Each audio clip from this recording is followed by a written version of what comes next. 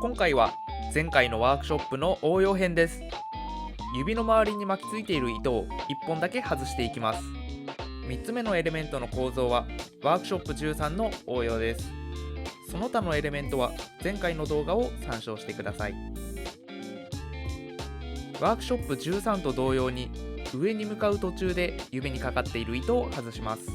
裏 1.5 トラピーズになった時に糸を張って軌道を変えます。スローハンドの指を曲げて糸を拾い、下から乗せてスローハンドの指を離します。それぞれができるようになったら続けてみます。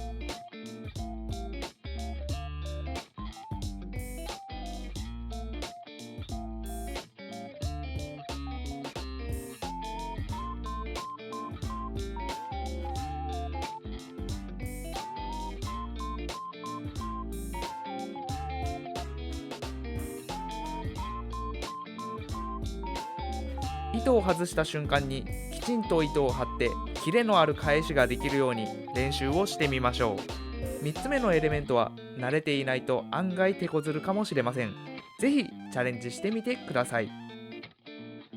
ご視聴いただきありがとうございました。